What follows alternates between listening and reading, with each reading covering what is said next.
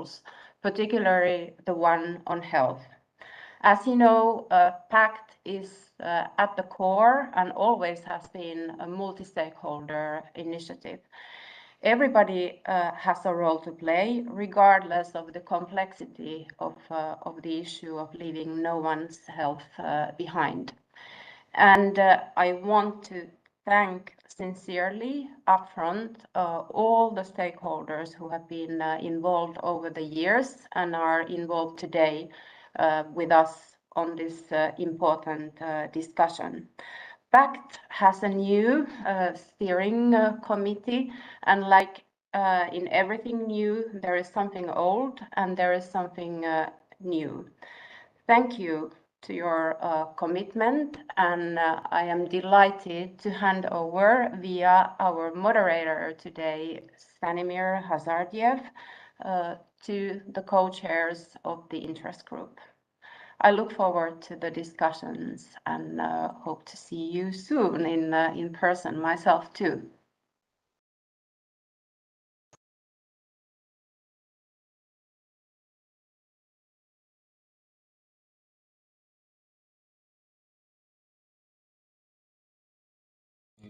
And debate focusing on vulnerable groups. Before I give the floor to the co-chairs of the interest group to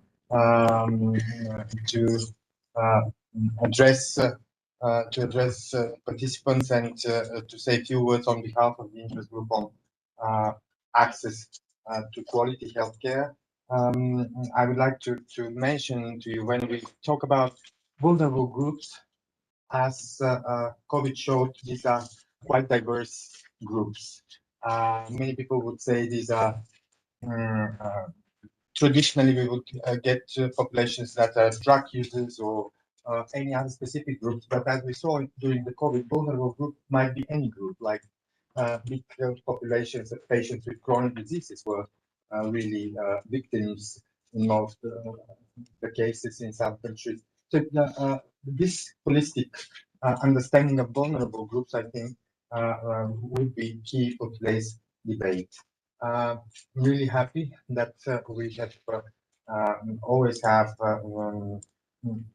the members of the European Parliament supporting us in these efforts, and would like to give the floor now to one of the MEPs who have supported the work on access, Tomislav Sokol, Christina Harriet, as far as I know. Yes, thank you very much. Thank you very much. Today we have a very busy agenda. I have 6 events and meetings related to healthcare today, so this is what I had to run. But I'm glad that I'm again able to give support to such an event, because in general I think the question of equality of access is the crucial question for healthcare in the EU.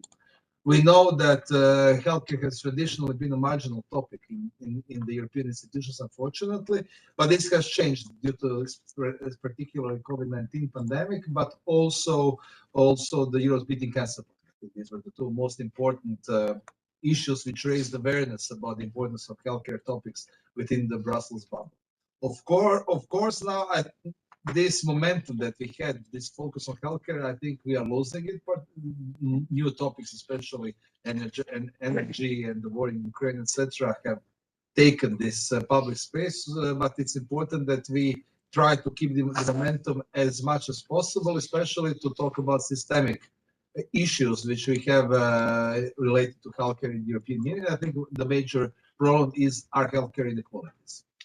I was actually and I initiated a non-initiative report in the Regi Committee on how to use cohesion policy funds to reduce inequalities in terms of quality and standards of healthcare provision and access to healthcare in the EU, because I think that this is one area where EU can provide added value and can do much to make these differences smaller than they are now. So, for instance, when I was working in the special committee on beating cancer, we realized that there are 40% bigger chance of dying from cancer in many regions of Eastern Europe than in Western Europe. So this is something which is very problematic, and that cannot be tolerated if we want to speak about equality, EU citizenship, and all that. we have a lot of tools which we can use to reduce these inequalities, and I'm glad that now we have a kind of a special subtopic on this, and this is particularly since, as I said, we have problems of inequality between different regions, especially those with higher standard and lower standard, but within concrete regions, of course, vulnerable groups have much bigger problems of access than the average. So this is kind of this is one problem within this bigger problem of inequality of access. Of course, when you speak of vulnerable groups, there are different definitions. As you said, we saw that during the pandemic, but this is why this topic needs to be dealt with much more than it was dealt with before. Because especially some categories of persons who have problems of access, who don't have health insurance, maybe also people from suffering from chronic diseases, which make them vulnerable to other diseases, etc. So these are all categories which are particularly vulnerable and need to be helped. When I speak of European Union, what you can do about it, we know, of course, that healthcare is primarily a competence of the member states, but still, I think EU has a lot of tools which we can use to reduce these inequalities. And I was particularly focused on financial tools. So one tool I mentioned, that's cohesion policy. Cohesion policy is the main source of funding for healthcare from EU budget. So around 25 billion euros was spent from EU cohesion policy for healthcare in the previous 7-year period, 2014 to 2020. I know that when I was doing this report on how to use cohesion policy to reduce the healthcare inequalities. So cohesion policy is very important. Of course, healthcare is cohesion policy is run primarily by the member states based on partnership agreements, but still, in the what we emphasized when I was doing this report, that still in the control stage, how this money is spent, we should also try to see how actually what are the health outcomes of this money being spent, because member states tend to spend most of this money on health infrastructure, on equipment, etc. That's all well and good, but we have to see how did this contribute to resolving the problem of unmet medical needs, and the problem, and what kind of health outcomes do we have from all of these investments. And I think a particular analysis should be done here in relation to vulnerable people, because they are the ones who benefit usually the least from all of these investments. This is an analysis that I think needs to be made in a much more serious and systematic manner. Of course, there are other funding mechanisms. I would like to mention the Recovery and Resilience Facility. That's very important, because actually the main condition for using the money from Recovery and Resilience is to actually conduct certain healthcare reforms. When you speak of healthcare, so the whole idea, you get the money, but you have to do reforms. You have to make the healthcare systems more resilient, better prepared for future crises, etc. And of course, here I think that it is very important to actually see also what healthcare systems are doing and how they are being adapted to provide better care for vulnerable groups. Of course, different member states gave different plans, provided us with different plans, but I think it is very important that these plans, that the spending of this money is also used in a way and conditioned by the way how healthcare systems deal with vulnerable groups. Also, there are other more regulatory tools that we can use also to make national healthcare systems perform better in terms of care for vulnerable groups. I would like to mention the European semester. I think European semester is very important. So when the European semester started, as you know, it was focused on austerity, reduction of public spending, etc., etc. But throughout time, it has really evolved into something much more complex, much more systematic. Now there are a lot of social and healthcare goals also present with the European semester and benchmarks, etc. And I think in many country-specific recommendations, you already have care for vulnerable groups mentioned as a specific topic. For instance, for Roma people, travelers, and other categories. So I think this also shows that how EU can, but through this regulatory pressure, to use European semester, that we can also actually influence national policies dealing with healthcare for vulnerable groups. So I think, so to sum up, I think we have, even though, as I said, healthcare in general and organization and funding and management is primarily a national power, national competence. I think EU has a lot of tools to influence and streamline national policies towards certain healthcare objectives. And I think one of the very important objectives is to improve care for vulnerable groups. And I think that these kinds of discussions can also be very, very, very beneficial in terms of seeing what more we can do on EU level to improve this type of help. Thank you very much. I have one small question Okay. to you.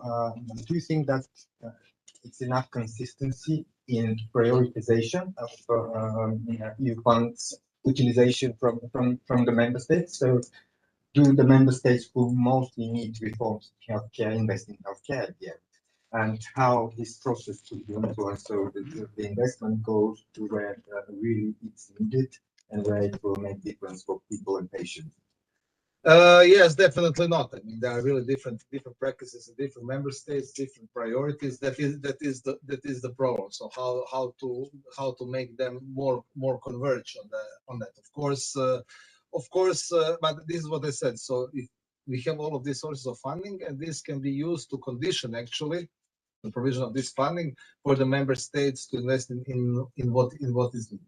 Of course, the needs are not the same in all member states. For instance, if you speak about Roma people, so you know that we have a lot of Roma people who have problems with access to healthcare, who don't have health insurance, who are not registered at all within the healthcare system. So this problem is primarily concerns the Central and Eastern Europe, Slovakia, Hungary, Croatia, Bulgaria, probably as well, or Romania. So the problems are different. Of the Recovery and Resilience Facility, in addition to the European semester, I think is a big opportunity. I don't know if it will be a missed opportunity, because I'm afraid that in the end, what will happen with the RRF is that it will just be important just to spend the money as soon as possible, especially since deadlines are pretty short on that. Whether there will be actual reforms and actually better provision of and providing better access to healthcare to vulnerable groups remains to be seen. It depends on how strict the scrutiny on part of, particularly the Commission of member states, will be. We'll see. I'm not very optimistic, but I think by initiating discussions on that, also with European institutions and the commissions, I think we can do a lot to improve this. Thank you very much. We will have actually opportunity to go into details deeper throughout the discussion. But before we start with the discussion, I think it's very important to set the scene and to see where we are. I'm really happy that today we have Dr. Ewald van Gieneken. Sorry if I pronounced it wrong, but it's perfect, really. Who's online, and we will talk about where we are, what we know, and what we don't on vulnerable groups. Please. Wonderful. That's a good question, obviously. I'm going to try to share my screen here. Up. Can you see my screen now? Yes. No. Oh, yes. Okay, perfect. Yeah, this is a different system. We see you, Ivan, not the screen.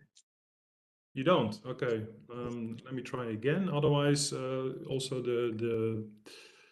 it's also over there. Open system preferences. I need to grant. Oh, here. I see what the problem is.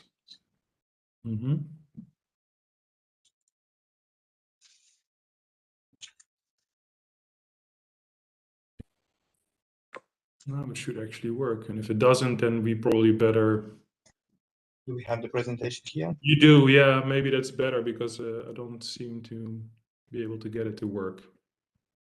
Okay. I gave it all the, yeah.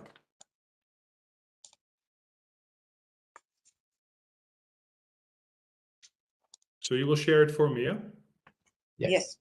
Perfect. Also in a way that I can see it, hopefully. Hopefully.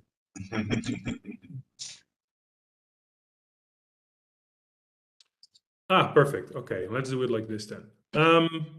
Well, thank you very much for the invitation to talk about what we know and what we do not know on access to healthcare for vulnerable groups. What I find interesting is I think that after the pandemic, we perhaps may have to redefine what is a vulnerable groups. I think to a certain extent, we were all very vulnerable and we're still feeling it and seeing it. And that's also what we see. I think in the data that we have, that is still very flawed. I think I'm going to make a case here that we can improve a lot. So next slide. But first, to get everybody on the same page, what do we mean when we talk about access? And I think that I may have, you probably have seen this before. There are 4 dimensions that we always look at. The first one is population coverage. Are people covered? Do they have an insurance? The second one is service coverage. What kind of benefits do they have coverage for, public coverage? What is the cost coverage? How many co-payments, co-insurance, deductibles there are? And then the final one is service access, which is often a little bit hard to define. It's a very broad basket of factors, basically, that range from geographical inaccessibility of services to waiting times, poor quality that deters people from going, but also personal reasons like incapacity to formulate requests or a provider who is perhaps discriminating to a certain degree. So these are the 4 dimensions that we always look at and have been looking at as observatory in the last 10, 15 years quite a bit, as I will show. Next slide, please. So population coverage in the EU is high, but not as high as you may think. I think the group here is well aware that, yes, we're doing much better than many other parts of the world, but we also have pockets where things may not be as well organized as we think. I'm not going to go into detail on the figure here, but you do see that towards more of the eastern regions of the European Union, there seem to be more problems with excluded people. And those are often some of the well-known vulnerable groups like the Roma and also homeless people. And you can think of Bulgaria and Romania, for example. And indeed, it was mentioned before, this has to do with the barrier that we have for them to register for insurance. So it's really also a procedural problem. But there's more going on. Some individuals are falling behind in paying their health insurance premiums or contributions, depending on the system. And they may then have only restricted access to services, like, for example, in Germany. Not too many people know this. Or may even lose their insurance altogether, as I think also in Bulgaria and the Netherlands even. And in the Netherlands, there was separate legislation and a new body developed to counter and combat that situation so that people wouldn't lose insurance, and especially also the children of these people who are often dependent on them. There's an important caveat to make here. There are, of course, discrepancies and inconsistencies in the surveys that we see and use to gather this data, which can lead to an overestimation, perhaps in the case, as you can see in the figure here, of people who are still registered in a given country, but basically have their health coverage in a different country, or perhaps also an underestimation when certain groups of people are not counted in those surveys. So next slide, please. I think in this slide, it's probably also good to look at our Ukrainian refugees. More than 4 million, I believe, Ukrainian refugees. We did an assessment for the European Commission to check whether they were all covered according to the 2001 Temporary Protection Directive. And the good news is, yes, they are. And in many cases, they even get more services and are basically treated as a resident in those given countries. So that in a sense is really a good news, although the group remains very vulnerable with also very particular needs that will also be difficult to address. This doesn't really talk about the actual access they have, which is something that we will in all likelihood look into more later in this year. So next slide, please. So moving to service coverage, the health systems in Europe have a wide range of services in their benefit baskets, but still there are quite a few differences. And several countries limit the scope of services for some known groups, such as asylum seekers and other irregular migrants and people from other countries. And there is indeed wide variation between countries. And still, the most commonly excluded services include optical treatments, dental care for adults mostly, physiotherapy and assistive devices.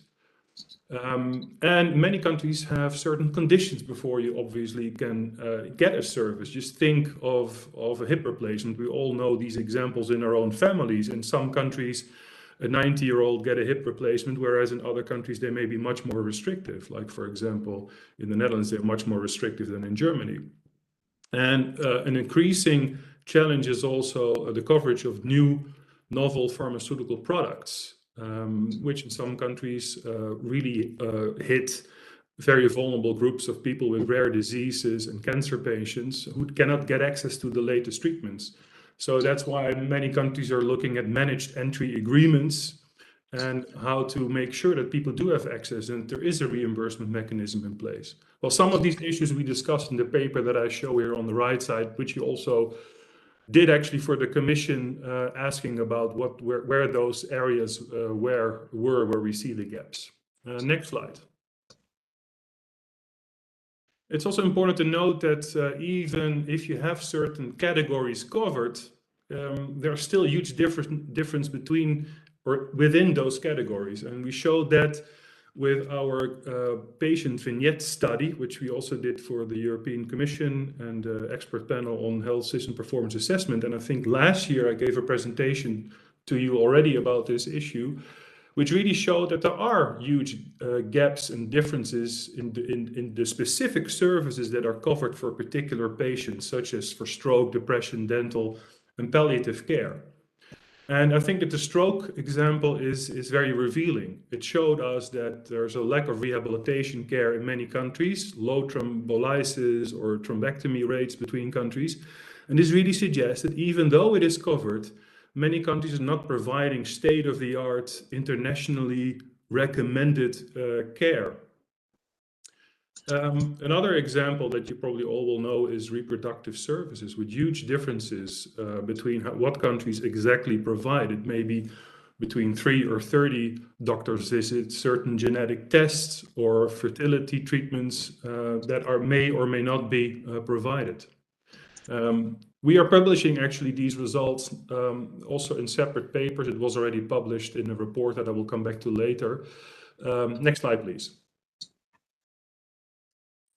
So I don't want to talk too much about cost sharing, which of course is also something that really hits the most vulnerable hardest, which is still an issue in the European Union, which we can show here with this picture that shows that catastrophic spending really increases when OOP payments are actually very high.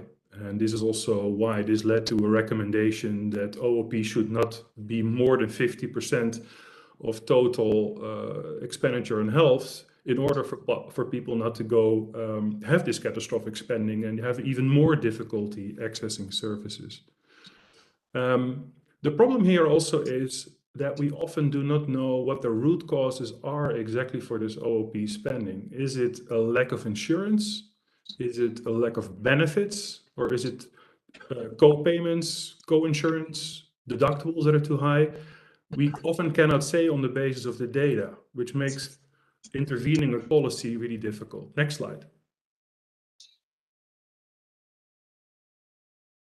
So now moving to the access dimension, we need to realize, and I know that you all do, that coverage does not automatically translate into access. And that's something that we became all very painfully aware of during the pandemic, where all countries have seen increasingly large backlogs in their health systems. I'm just giving you some examples here. For example, in children, hospital admissions dropped considerably, much more than you would expect, even during a lockdown and lower numbers of contacts or school closures. But also the delays in cancer diagnosis really are expected to lead to more avoidable cancer deaths, as more patients are receiving or have received their diagnosis too late and at a more advanced stage. And actually, we slowly are, I think, seeing data coming in that is showing that there is an effect here, and that we see, for example, we already see the effect on lower life expectancy. So we talk about some of these issues in this brief that I depicted here on the right side about these backlogs. So if you have time, you want to probably have a look here. Next slide. Where it becomes really staggering, in my opinion, is when we look at the unmet needs also meaning that there is no good access, which have remained incredibly high throughout 2021 and 2022. Almost 1 in 5 respondents has an unmet healthcare need in Europe in 2022. Still very much concentrated on hospital and specialist care, dental care, and also mental health care. Look at the right, the figure on the right side. Unmet needs for the youngest cohort of people. 50% reporting an unmet need for mental health care, which is staggering. 1 in 4 women report unmet mental health care needs. These are incredibly high numbers. Next slide, please. You have 1 minute. Yeah, left. I'm almost there. So what I would like to point out here is that the available indicators that we have fail to illuminate the underlying reasons for access gaps, but also make it difficult for us to really pinpoint to certain groups of people with certain clinical indications. And therefore, it's hard for us to use this data to develop targeted policies, other than that there is perhaps a national study that is looking into this. We don't have granular or systematic comparable information on benefit baskets. The EU Silk survey excludes people under 16 and also only includes people who are living in private households, meaning it excludes people living in communal housing or other institutions, and there's a lot of unmet need there. It doesn't raise data on the health condition or social and legal status, which would make those groups identifiable and easier to address. With regard to financing, we have the problem that the data we raise is often not divided into direct payments, so basically because of a lack of insurance and benefits, or cost sharing, so just high co-payments. We need to know if we want to address this. And also, similarly, the EU Silk survey does not provide any insights here where the financial unmet need is coming from. Is it the coverage or the service coverage or the cost coverage? Next slide, and final one. So the conclusion is that countries have gaps in coverage and access, and it's really, again, pointing to the most well-known groups of vulnerable people, the chronic patients, irregular migrants, homeless people, Roma. That hasn't changed. Perhaps you could argue that many more people were added to the list over the last 2 years. The pandemic changed the situation dramatically, and I think that also is affecting access and thus also health outcomes, something that we will increasingly see in all likelihood in the next years. And in terms of the data, we've come a long way, but we can improve this data collection, as we have shown in the report that I'm showing here on the right, that we wrote together also with the expert panel on health systems performance assessment, which has very concrete recommendations how to improve the data. And actually, a larger European data project would be needed, I think, to identify these groups and would be actually a prerequisite to really meet the goals and the promise of the European Health Union, which is also the call we made in our paper in this EuroHealth that you see here, the one that I think was shared with you before this meeting, if we want to meet those promises of the European Health Union. Thank you very much. I'm happy to stick around for questions. Thank you very much. If I may just ask a question before, and I have to leave. Did you make an analysis whether Bavarian type systems are performing better in terms of access than the Bismarckian ones?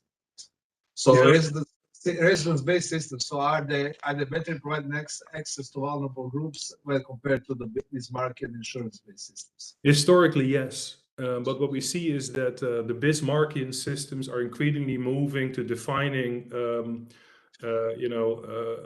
coverage on the basis of residency, and they try to fill those gaps. But you're right that originally this is still a legacy that we see to this day. So it's true that it's probably more of a problem in those traditionally Bismarckian countries. Thank you. Thank you very much.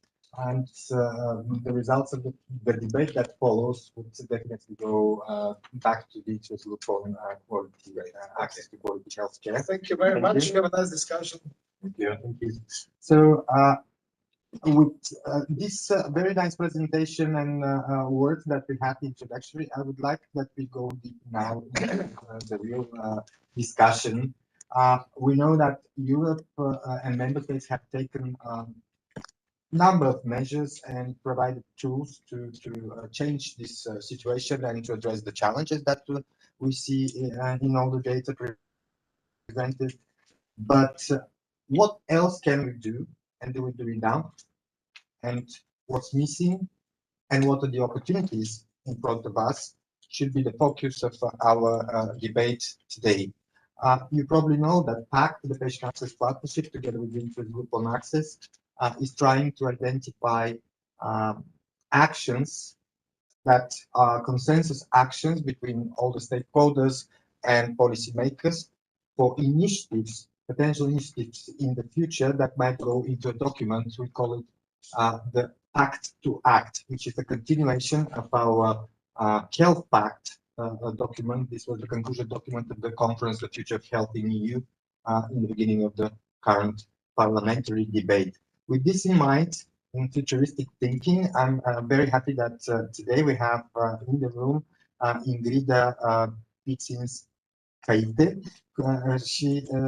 She's a country expert in Asia Recover. Istvan Vaniolus, lead expert on health policies in DG ECFIN. So we will have also the financial perspectives that was several times mentioned already, and Dr. Joseph Figueres, Director of the European Observatory for Health Systems and Policies. I will present the second part of the panel because it will simply enter into the conversation. These are Anna Lubinek, she's research officer in Eurofond, and Isabel von Lingen, she's policy and program manager in Nobody Left Outside initiative. She's a member through ESDG, the European Institute group. And of course, everyone in the room and online is encouraged to get into the debate and use the online facilities to put questions. So I would start with this. On European level, European institutions have taken these measures. Are they enough as tools provided, and can we do more, and what's needed? So, Ingrida. Many thanks, and thanks for inviting us here today to share of what policy initiatives we have in the Commission, and then also we have been asked to focus on the Recovery Resilience Facility, focusing on health and also trying to emphasize the aspect related to vulnerable groups. Before I just give a bit of an introductory words and then going into the reforms, investments, examples that might be interesting for you to share.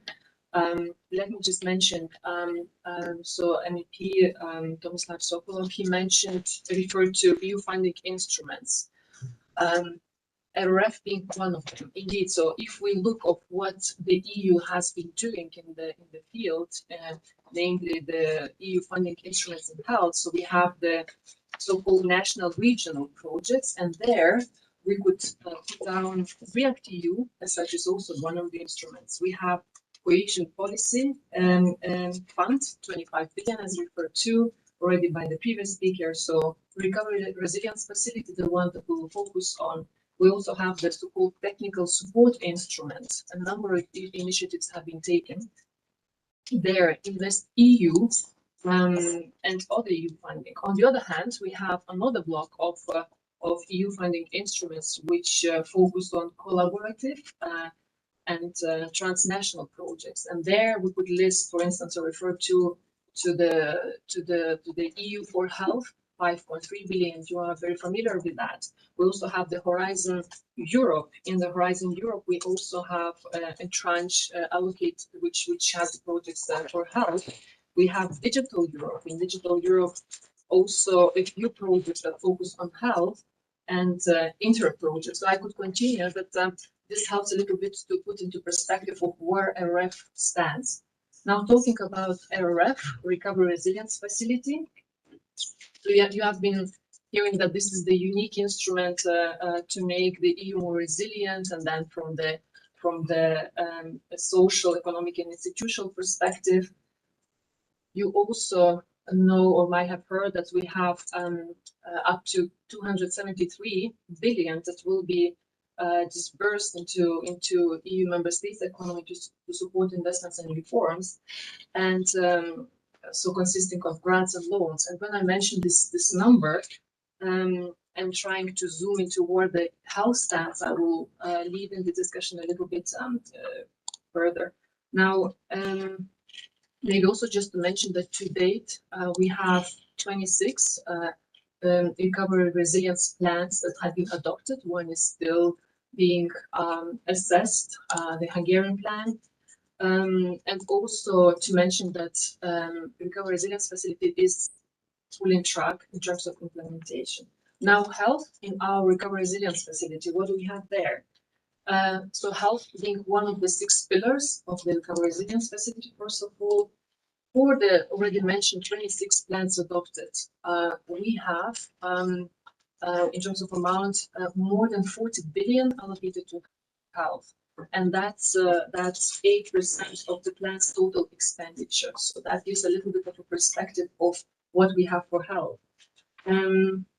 Now, in all the recovery resilience plans, those 26 that have been adopted, we have the so-called health components or health measures, reforms and investments goals that are embedded in those plans.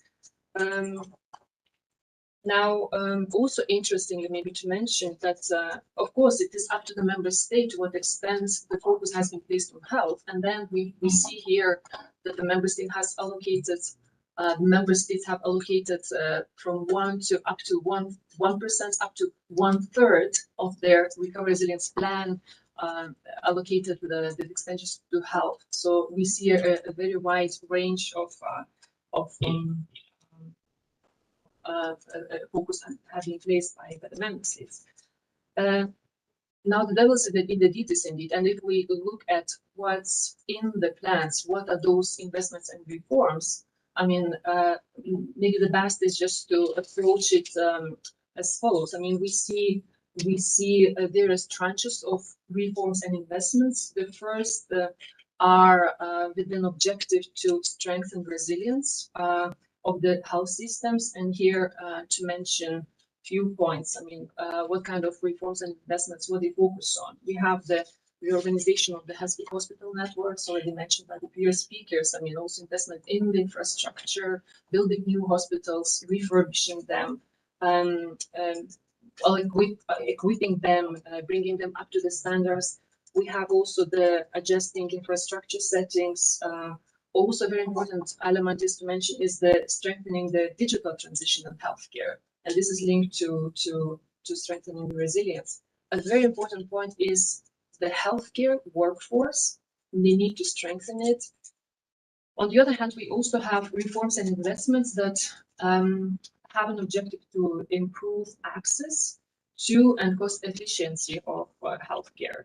And just keywords under this block of reforms and investments, we have reforms that aim to improve the primary healthcare, also the transition from the hospital-centered care to outpatient care. We also have the increase in the quality and diagnosing and treating patients, and also importantly rebalancing distribution of services at the regional level. So regional level important also to reduce the disparities that prevail in some member states when we look at what are the services, the quality of services delivered there.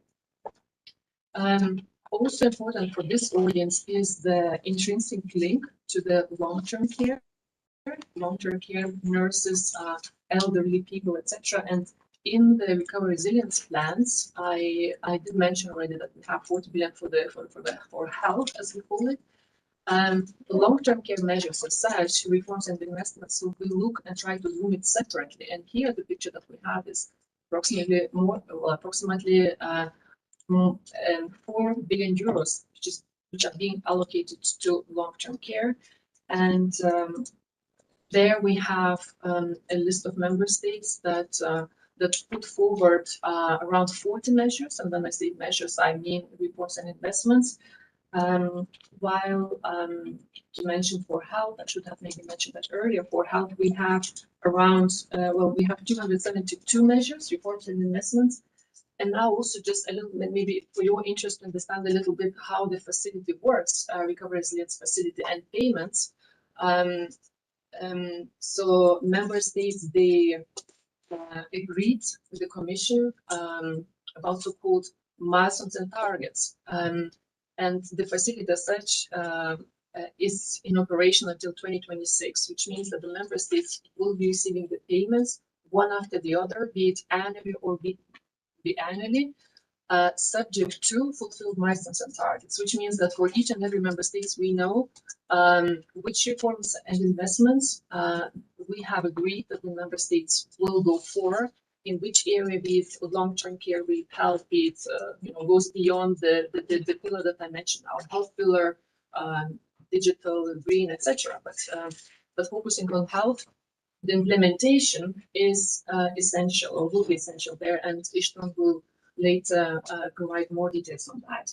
Now, also before coming here, I tried to look a little bit and to bring to this forum some examples of some reforms and investments that had been proposed by the member states that are being implemented that concern the vulnerable groups. And some interesting examples could be, for instance, in Austrian plan, we have in the health component, we have a reform measure that consists of 3 investments, or is accompanied by 3 investments.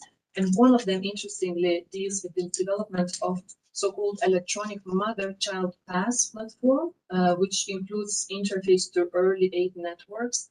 It also has a national rollout of so-called early aid for disadvantaged pregnant women and their families. Also, Austrian health component includes investments in establishment of network of community nurses that would be close to their patients to provide a local and low threshold or need-based care. So this is just one of the examples, one of those, as I call, around 300 measures that we have for health. Other examples that I would want to share, I could possibly group them as follows. I mean, for this audience is also very important, already mentioned, reference to mental health, also integrated care. Now, if we talk about the mental health, we have a block of member states, or a list of member states that put forward the measures in for mental health. We have, for instance, in the Greek Recovery Resilience Plan, measures that try to enhance access to quality mental health services. And this is for specific populations that have been affected by mental illnesses and addictions. We also have other measures, or other member states included Portugal. Portugal focusing on mental health reform and implementation of the dementia strategy. We also have Slovakia, an important important investments have been put in health, and this is to educate staff in mental health care, to develop under-subscribed capacity areas, so mental health care, and also training of mental health professionals. Also, the Bulgarian plan makes an emphasis.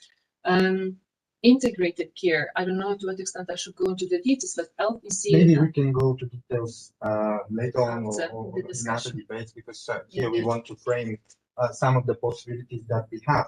Yes. I see here quite many good examples, and I'm sure we can find those. The problem is to which extent these good examples are implemented in all member states in a structured, consistent way, whether they are properly aligned with all other policies, because if we want to achieve the SDG 3 by 2030, this is a prerequisite for all the others, aims and targets that we have.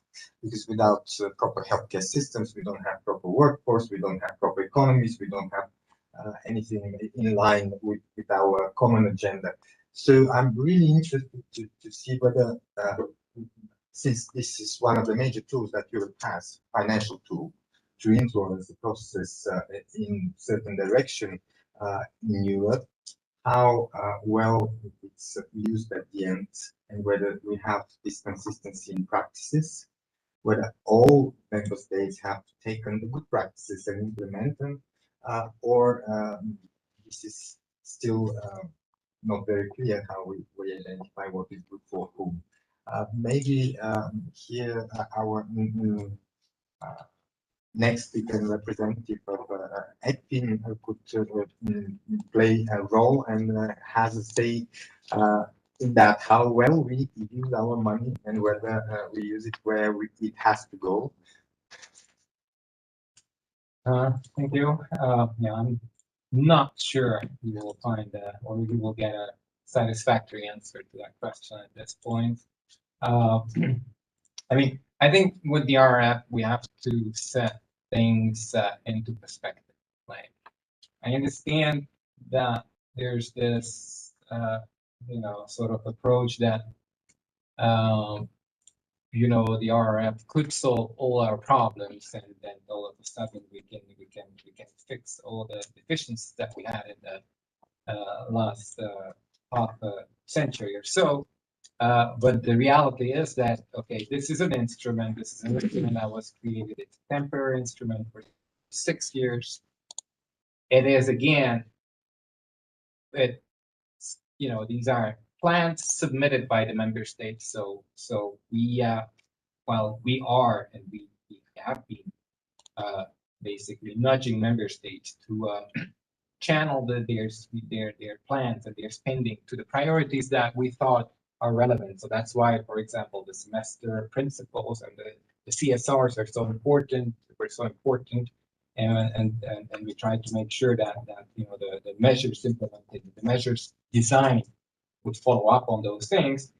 But at the same time, it would be, first of all, it would be very early at this point to have a genuine assessment of the impact of all these measures, because Rita has mentioned the long list of measures, just on the healthcare, but then all the other aspects here, many different measures that, what we can do, we can follow, the spending, but then it requires a whole other level of assessment of what is the ultimate impact of those spending, especially in social fields such as healthcare. When the impact of the spending is going to be felt much later down the road.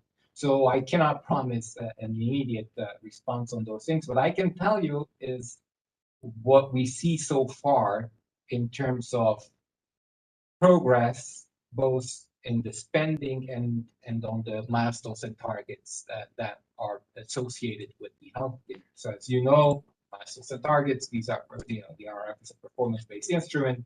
We have had all these agreements with the member states where they promise to reach certain milestones and targets. And if they reach those milestones and targets, then they get the funding. And so for the healthcare, and so I'm looking at now the October data, and what we have is that, as you know, the healthcare is part of Pillar 5, which is a much broader pillar, but it's health is one component. So on Pillar 5, so far the spending has been pretty good. So it's 40 billion euros have been dispersed already out of the 56 billion that are on the top of the pre-financing. So we are around 112 billion right now that we have given to the payout to the member states so far.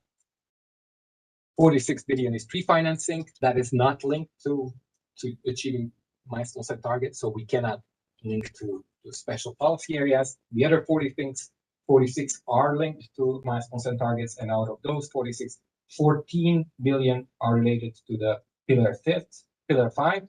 But when I zoom down into healthcare, then it's actually only so far only 1 billion that has been paid out to healthcare initiatives related to 1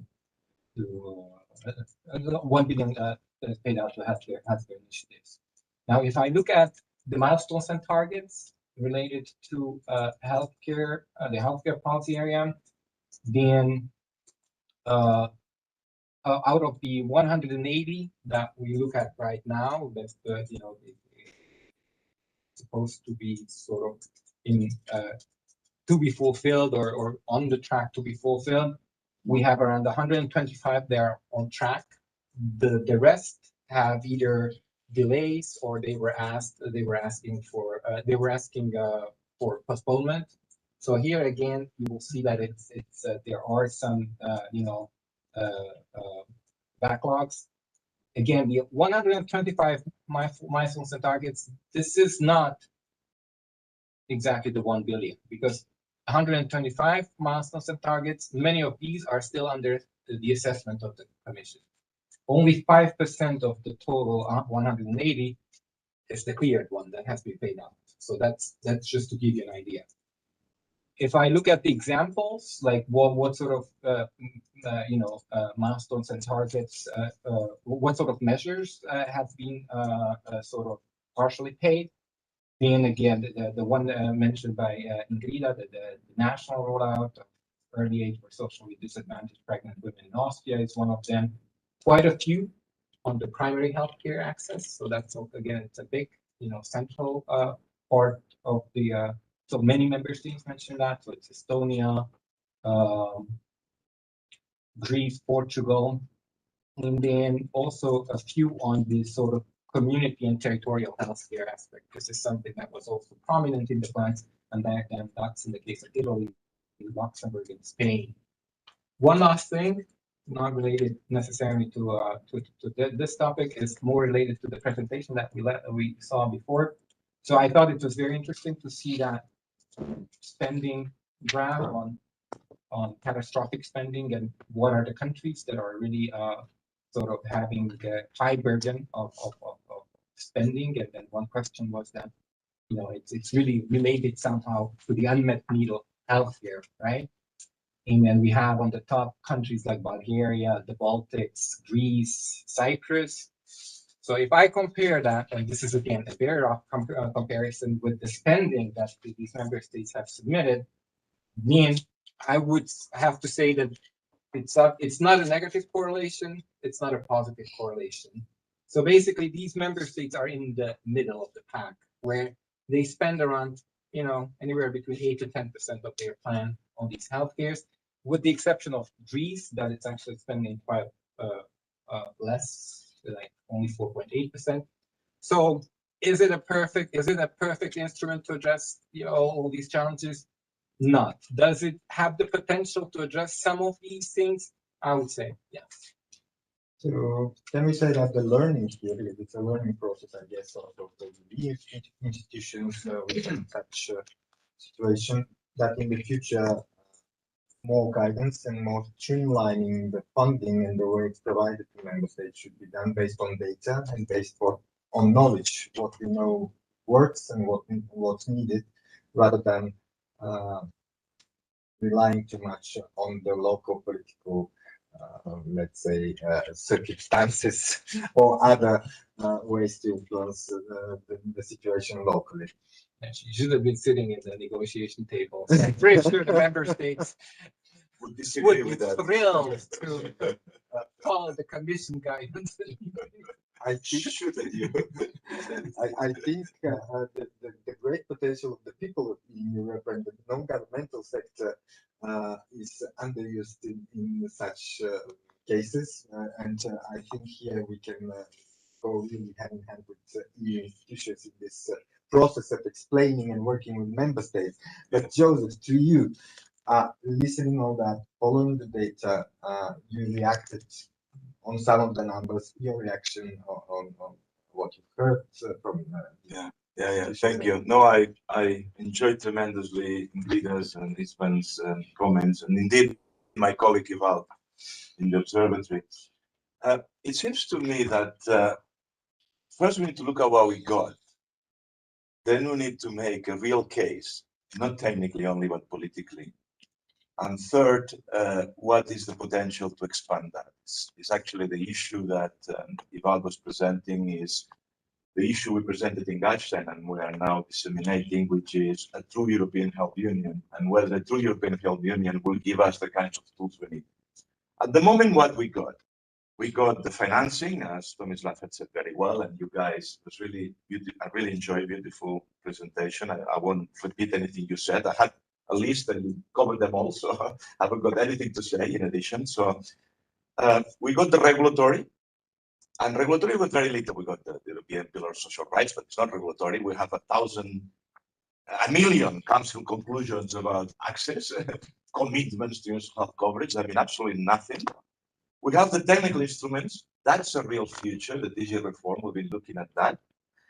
And we have the information and the naming and shaming. I do firmly believe in the naming and shaming, actually, as one way to go ahead to move on that. The first question is, are we using what we got effectively? And that's the point of both of you, Ingrid and Isvan. We're not. One thing we did, I don't know if you're familiar, we did for the Slovenian presidency, it was just fascinating, was to do a map of all the tools that existed within the Commission.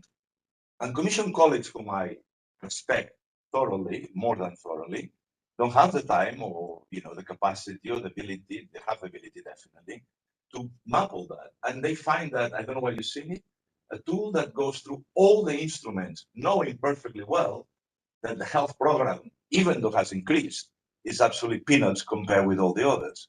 So what we're seeing is that member states not using the current tools effectively for health.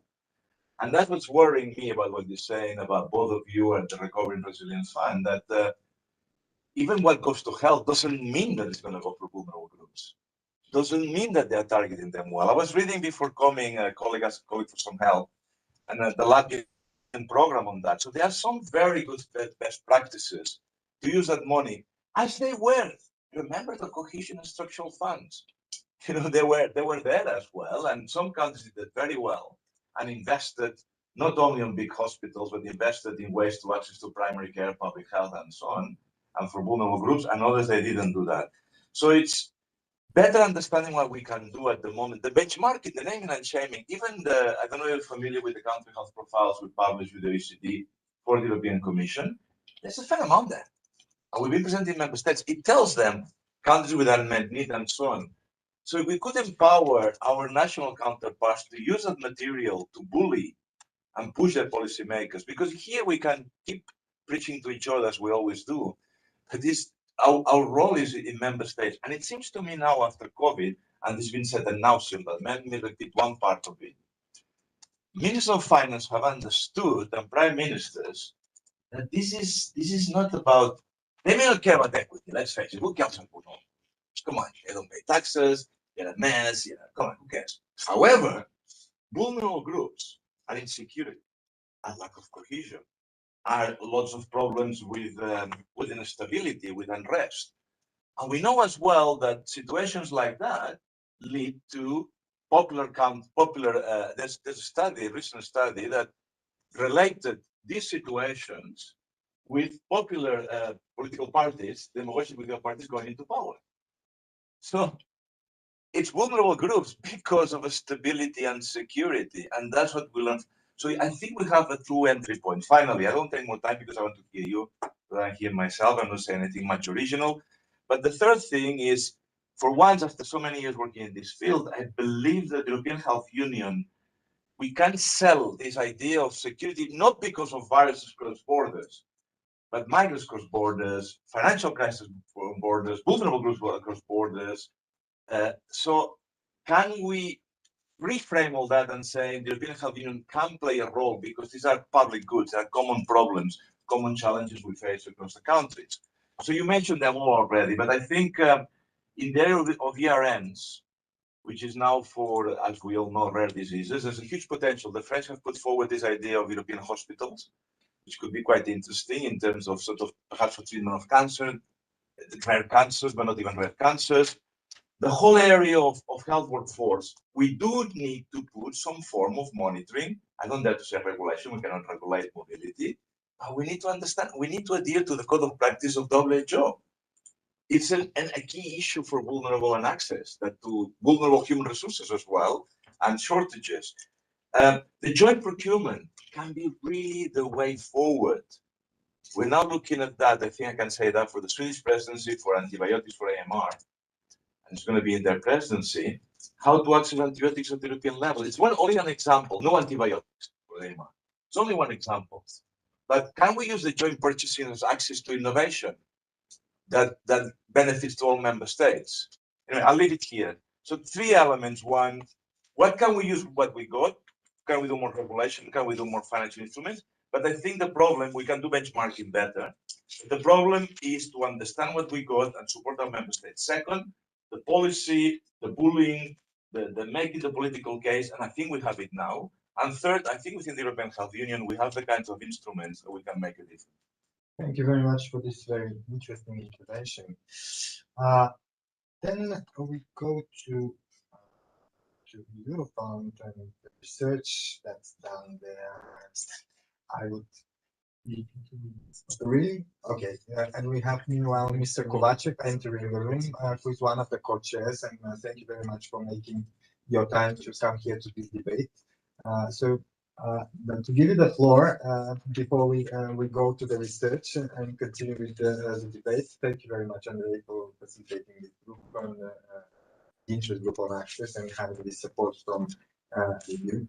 Bulgaria was mentioned as an example of the recovery in the business plans. We all know challenges there, and I know that you're doing this work for all Europeans, but also for our country. So your interpretation on vulnerable groups and why the interest group would support stakeholders in this process.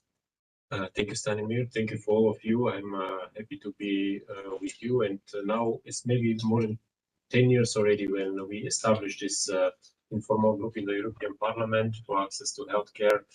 We went through different stages to find the problems in each member state with the pilot project, with the Commission. And now I'm satisfied that at least this area of health is recognized by all stakeholders on European level that can deliver, can have added value to the efforts of each national member states in this field. I'm since now a few weeks also rapporteur on one important dossier, one of the pillars of the European Health Union, the so-called European Health Data Space Regulation. And this is an extremely interesting topic where we would like to make a common space where many I would say formulas or issues, recipes or data, health data are somehow unified. That if you go to your doctor in Bulgaria and then you go to Portugal, you can have access to your data in Portugal, so you don't need to do the MRI or the blood test again if you have a current one.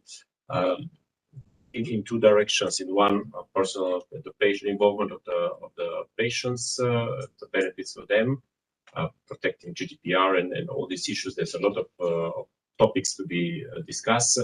And secondly, which is even a bit more problematic, is the use of this data for research and for common goods or for public goods. I'm at the very beginning of this dossier, and to be interested to hear also your comments on this. Digital health data, state and digital services. We saw from the pandemic time that this something which at least in some fields is the future, not in every field, but especially to access to healthcare. I see so big difference. If you like to have an appointment for the dermatologist here in Belgium, they tell you, yeah, now it's October, next year in January you have your appointment. If you do it in Bulgaria, you can have it in 3 or 2 days or even next week. So it's very different, and many things can be done also digital or online. I also online, I'm on your disposal. Unfortunately, today is a totally crazy day, and I'm running from one place to the other place. and have three things in the same time. Just now is starting a ceremony with Maria Gabriel, and I'm 11 minutes late, but I like to be with you. Thank you very much, Stanimir, and all of you. We are on your disposal here with the platform, and count on us. All the best. Thank you very much. And hopefully you will help us be much more effective on member state level when we transfer this debate where if you have a government in Bulgaria, yes. Yeah. When the real action helps us. Thank you. Thank you very much. Hello to Maria Gabriel. Good. Then going back to the debate here, this is part of the world, the challenges that also the policymakers are having with so many initiatives. But the research and data is needed, and we also see with vulnerable groups that it's very difficult sometimes to be researched. Reached digitalization definitely has a role to play there. But any comments from Anna and the research officer in Europe? Yeah, that's right. I'm actually not a research officer anymore, but it doesn't matter. Thank you very much for the invitation, and just very few points. But I will start with maybe pleading Joseph not to be so despairing and skeptical about the pillar of social right as a non-regulatory and not a useful instrument, because I actually find it very useful. No, sorry, can I clarify? No, I do think it's very fundamental in terms of norms and guidance. I didn't mean, I was despairing of other things, not about that one. I'm sorry I get this impression. No, but I'm just wanted to emphasize that it's a useful instrument and as platform for further regulatory actions. Okay. Because maybe out of the scope here, but if I look at the adoption of the minimum wage directive, That's true. which 3 years ago I think was unthinkable, with the criticism and the opposition from the member states, we have a very good binding instrument. I hope that they could be a sort of inspiration for healthcare. You know, we're now moving with the platform workers and the working conditions and pay transparency. So I think maybe we could use it as an example to, in a very optimistic and hopeful manner.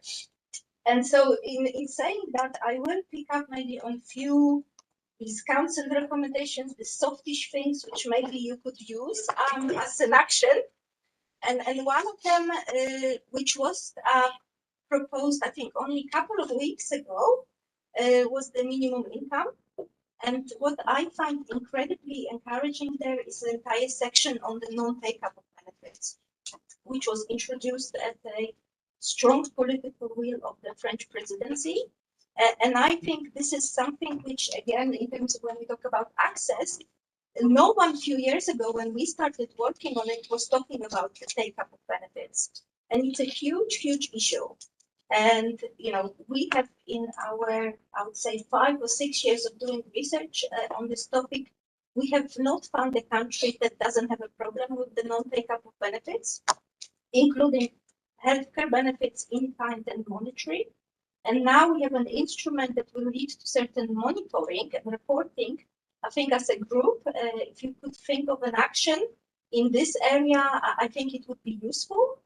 And linking to what you said about maybe pushing the policymakers, you know, when we started looking at the non-take-up, in our board, the governments were dead against it. And they were saying, who cares? I mean, we put system forward for people. If people don't take benefits, it's their problem. But fundamentally, you know, beyond the issues of fairness and human rights, the non-take-up can fundamentally lead to misguided reforms. Because if we design benefits to serve a certain function, I don't know, poverty reduction or activation, and it doesn't work, temptation from politicians is we immediately change the system. Whereas the system may be good, but the delivery of the system may be failing. So I think that's something that could be maybe a really useful thing for the group to look into it, and Eurofarm has done a lot of work, so we could be helpful, maybe we'll provide some data. And likewise, that I don't know how it will develop, but Ms. von der Leyen, maybe you guys know better, announced this initiative on mental health next year. And again, it can be anything and it can be nothing because it's so broad. But when we talk about, the mental health issues and how it's been now highlighted through the pandemic, through all the groups, the young people and the older people, and the fundamental lack of access of proper services, again, it could be something that maybe that the group could look into it. And then two more things which colleagues asked me to mention is one, and you mentioned that, Ingrid, is the working conditions of workforce. And that's something that we are monitoring for 30 years, what terrible job quality there is beyond pay, all the other aspects that I think really deserves a lot of attention. And finally, and that's quite a specific point on e-healthcare. And here, one of the groups that was particularly exposed to e-healthcare are those aged 50 and over, because of course their needs. But their consumption of e-healthcare has tripled during the pandemic. But there are a number of issues related to quality. I think there are no really guidance of what quality e-healthcare could be. So again, maybe a set of criteria that you could work on would be really, really helpful. And then what we see with e-healthcare is that it's been much more common in accessing generic or GP type of services rather than more specialist care. So again, maybe giving a little bit of more nuance in terms of access to e-healthcare would be helpful. And then I would have a question, but maybe for a discussion to Inshwa and Ingrid, I would be very interested in hearing a bit more what milestones or targets you are using within the healthcare to measure. I mean, I know that the long-term effect is very sort of far-reaching, but what sort of criteria or measurements you would use, because that would also maybe help Eurofarm when we design future research that we could align a little bit more to what you use. Thank you. Thank you very much. Actually, before we do another round of comments here, I would like to invite actually our last speaker, who I kept last because I thought she needs to really listen carefully because she represents vulnerable groups and an initiative in Europe that is non-formal as far as I know, but focusing on vulnerable populations. So your reaction on that, do we do enough? What else might be done? And if it was in your hands, all these tools and policies that are out there, what would you do? Well, so I'm representing the Nobody Left Outside initiative. So it's a collective of organizations representing the interests and needs of homeless people, LGBT people, people who use drugs, prisoners, sex workers, and undocumented migrants. So the vulnerable of the vulnerable, so to say. And we came together because we realized different groups, and I'm from the European AIDS Treatment Group, which many of the communities we work with are from these communities, because we realized there was so much overlap and intersectionality between all these communities that working in a more integrated manner would be more cost effective and more efficient in answering to their needs.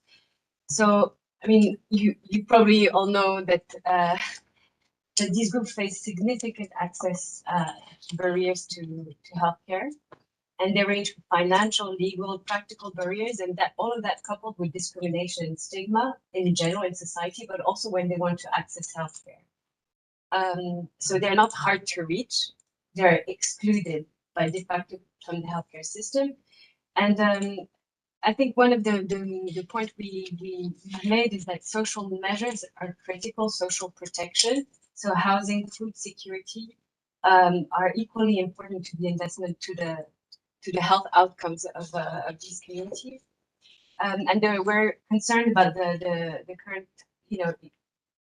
existing cost of living crisis and the impact that it has on this population. This needs to be addressed urgently. There's also the issue of like laws that criminalize behavior like drug use, sex work, which are actually pushing people to the margin, where like further hindering them from accessing healthcare. There were some very positive measures during the COVID crisis, like eviction moratoria, quality shelter, online also harm reduction services. Some were continued, but some were discontinued, and there was never really WHO said that they would do evaluation on which measures were effective and should be continued. But I am not aware of any like systemic evaluation of these new innovation. So in a way, it's an opportunity lost. Because some of the progress has been lost.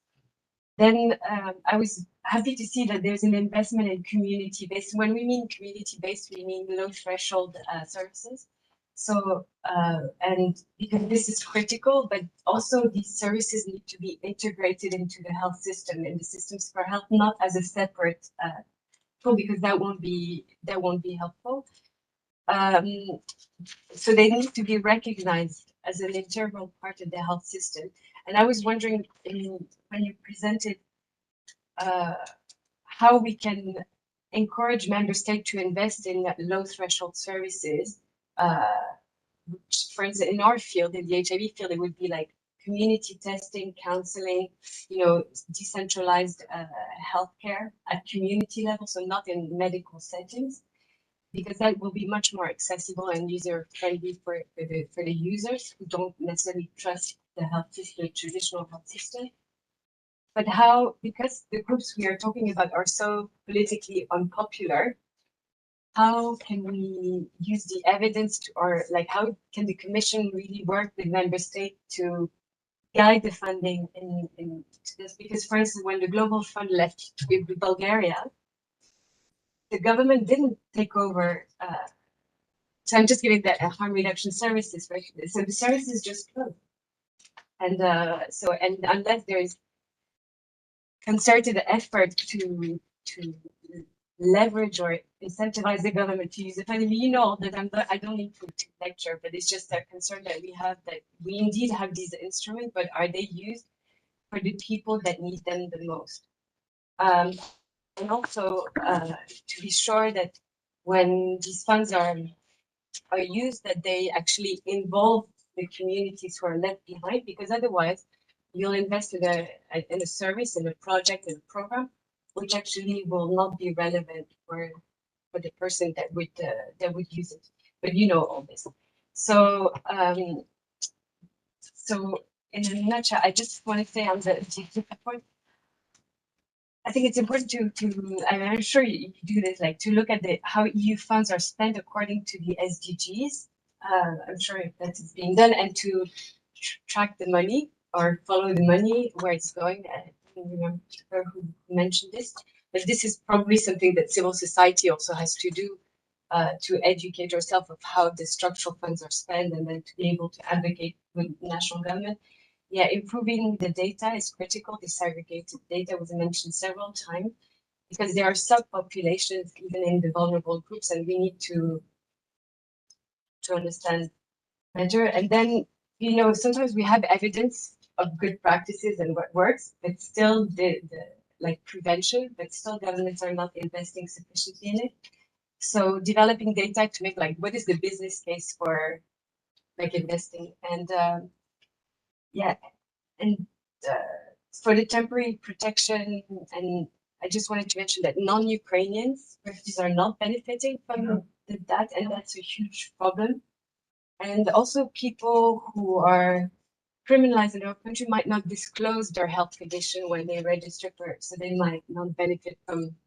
So there again, this is where the community services work with these communities to be sure to help them access the services. And joint procurement, yes, but then, for instance, because we have a meeting on Monday with HERA, like the countries say if they want to participate in procurement. Monkeypox is a very stigmatized, for instance, condition, like in certain population, and in some countries, like they might not be a priority for that government. So, so how these are problems that, and I think with collaboration we can between civil society, the ECDC, the Commission, and others, we can address this.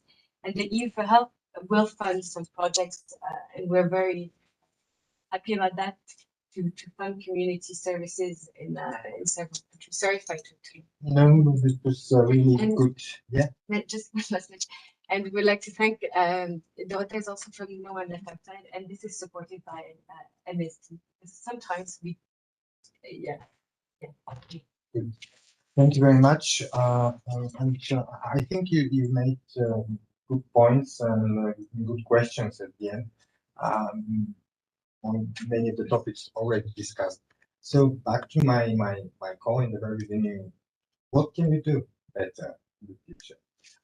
From my understanding here, a couple of times it was mentioned that we lack kind of a model in Europe or reference to say this is the way how it should happen, or these are the services that are needed. And so do we need something like reference models that everyone should try to achieve, or we need better and more clear guidance way we provide services, or how the services should be designed? For example, what you mentioned is really good about services and community-based services that should be done, integrated into the system. Otherwise, it will be the situation as in Bulgaria and in Romania. At the time when you stop the funding, the services fall apart. And this is not sustainable for sure for these member states, and doesn't do good job for patients neither. So what do we need? What can we do better? Can we align better in advance before member states would come with number of ideas, and then we count how many of those ideas are not related? Or maybe we can jointly better facilitate this process of the decisions within member states. Comments from each of you, or who wants to make this futuristic solution, to put it on the table that would help you as institutions, but also member states and stakeholders to perform better. Maybe I just can throw some thoughts and ideas and feedback and comments to the table. And actually, I would have for each and every comment, but I'm not sure we have time for that. But so what do we need? Where do we go from here? It is very important what you, Joseph, mentioned, to have mapping of tools, to know what's going on, to have a holistic approach, to have an overview, and not to let the all good initiatives go to the direction which they either die out or don't get into motion as they should. So in other words, step number one, to know where we are, and then step number two, to know where we go. Now, where do we go? We have member states. We have an overview, being what's going on in the member state. We know where the member states stand in terms of the health indicators. We have the country profiles. We have the companion report. We have the great source of data that you have mentioned. I mean, where do we go from there? I mentioned the moving targets. We have a pandemic. We have a geopolitical situation. We know that reforms and investments that take place in the member state are being advanced at a pace which sometimes is not what it has been envisaged, or maybe even faster. So in a way that all makes those kind of targets, or that's where we want the country to go, or a region to go to, to close the gaps if we talk about the health indicators. All this in a way makes us policymakers, but also stakeholders, the civil society, it calls being receptive, but also flexible in a way. That was a nice example that I think, Anna, you mentioned. You said that, an initiative is being taken, but if that initiative doesn't, is impeded by whatever factors, there's an attempt sometimes by the policymakers, or when this initiative is being implemented, to have a U-turn, which is not necessary at this point in time, because maybe the problem can be fixed, the kind of intrinsic internal problem of do we talk about reform or investment? So this applies also to the policy initiative. So we have to in a way be open, flexible, but on the other hand also careful of not moving into a direction which might then jeopardize the whole process. Also, what you mentioned, and Isabel, about the homeless and vulnerable people, etc. Maybe after this discussion, I could just point you to something that we at the Recover and ECFIN produced, so-called thematic overviews, and then we try to carve out, if that would be interest for you, examples. We have a social protection thematic analysis of the Recovery Resilience Facility, carrying out examples, and then, for example, the Italian measure is just what you have been talking about. So just pointing you to the source that we have already, and also having, for you and for the other stakeholders to have an overview of what we have in the facility for the vulnerable groups. So maybe I stop here. There was a question. I'm happy to take it and to answer, but maybe I give it over to Istvan to take your question on the milestones and targets. This was an interesting one, and we can easily explain it. Very interesting, and I'm very happy especially for Anna's intervention, because it brought up all the areas where I used to work on obviously on minimum income and minimum wages, and I fully agree with Anna that in a way that is a success story. That is something that we could follow up on, and even on healthcare, a way forward. 10 years ago, on these areas, there was nothing. When we tried to even mention minimum income in the discussion of take-up and all these things, there was no appetite whatsoever to talk about these areas. Since then, just here in the commission, I worked on, for example, on Greece, on the minimum income scheme that was implemented in Greece. And exactly on the nitty-gritty things that Anna mentioned, that, okay, how do you design a scheme so that it has the proper take-up, it has the proper, more or less adequate, and there's always debate what is adequate, and there's always a pushback how much the government is willing to give. But I think that overall, that is an example, and then what I see from the agenda of the minimum income policy area is that what you really need is don't give up and push for it. Even in the RRF, in terms of the minimum income, getting back again to the minimum income, for both Bulgaria and Romania, we had a CSR on the minimum income for 10 years. And because of that, and also for Bulgaria for a couple of years already, we had CSRs.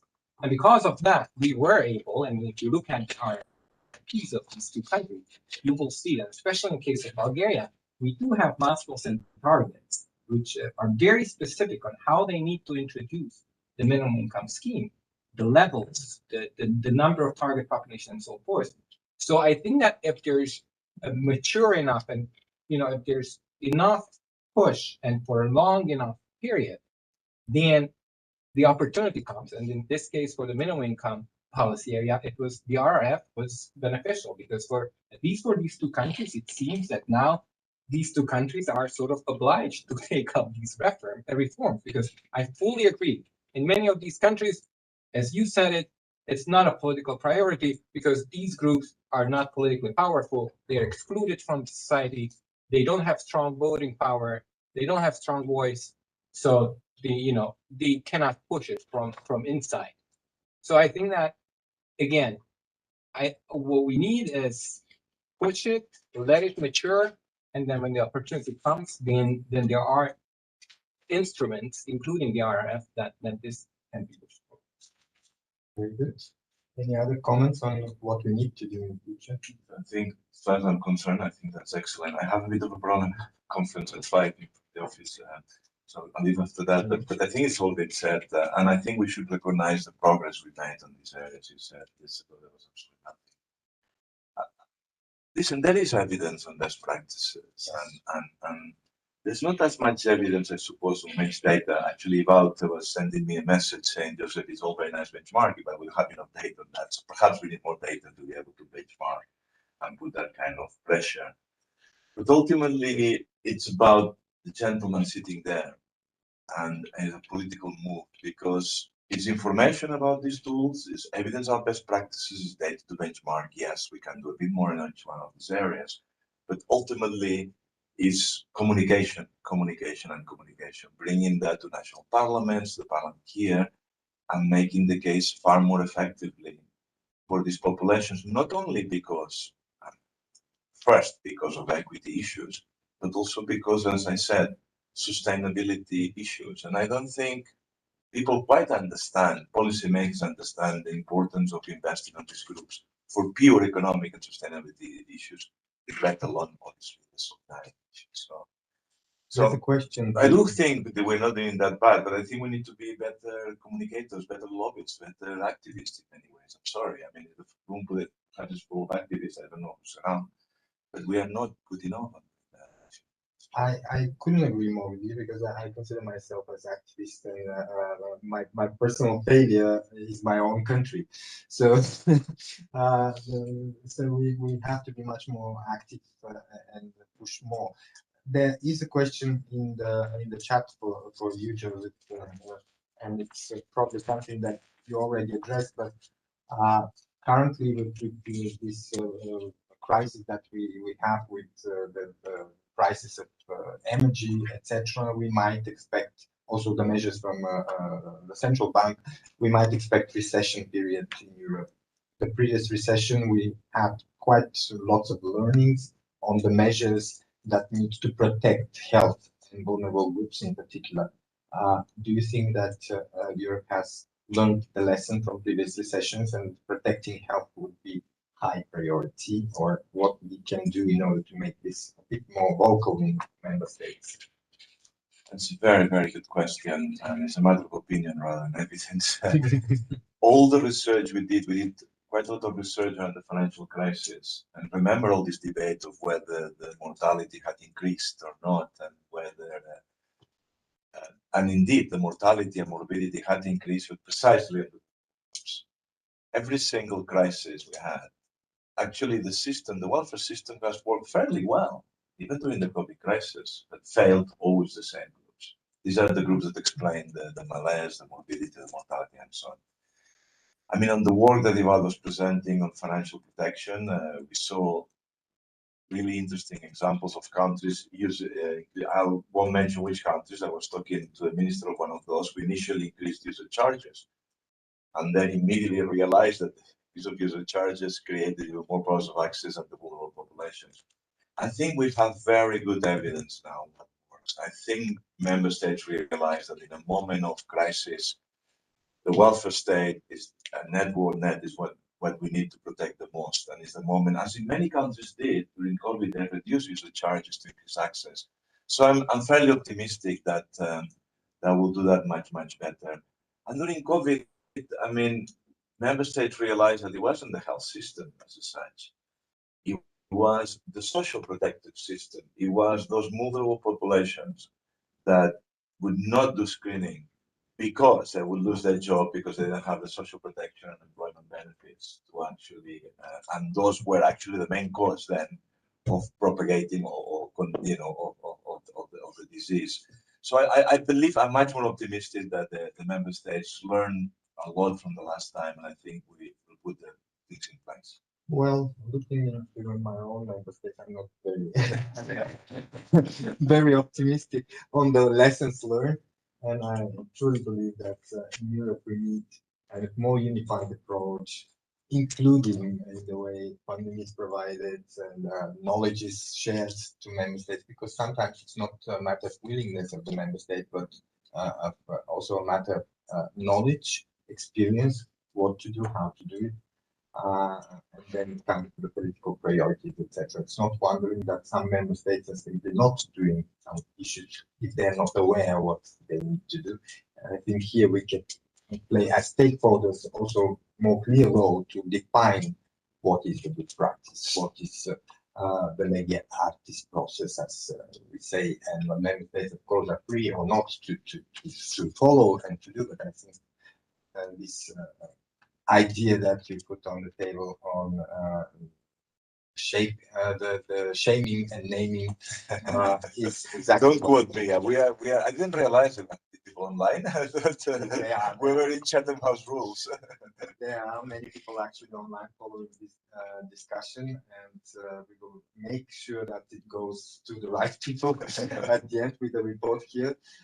Any other burning comments and reactions here?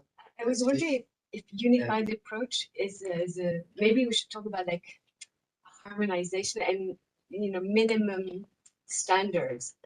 Okay.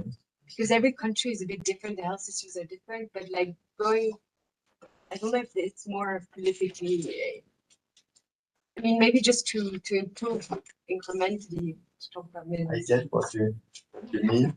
We've been discussing this within back for years, Sorry. and probably now it's time to talk about, I would say, not models of, not minimum models of providing healthcare and services, but what are the excellence models? I think it's more relevant to all member states, because then it puts everyone in a situation where they have to follow really the current science and the achievement of what we have in terms of policy, knowledge among institutions, which is tremendous, I'm sure, and it will come more and more with these good practices. And we are very happy to hear from you what are these models that you identify to be successful in terms of access and improving health for you citizens. I'm sure there's much more to come with your work, great work you do. Obviously, we all need to do better in the future. Thank you. I forgot to mention this tool. This is an excellent tool. Sorry for to monitor, basically to check. It's a checklist to see if the services are inclusive and accessible for vulnerable population. So we were just discussing yesterday. It would be useful to use it as a monitoring tool. Local level. That's more here. Somebody's interested. Okay. Thank you again to everyone, and sorry for taking 13 minutes more of your agenda, but I think it was a very nice discussion that only touched the beginning and some of the issues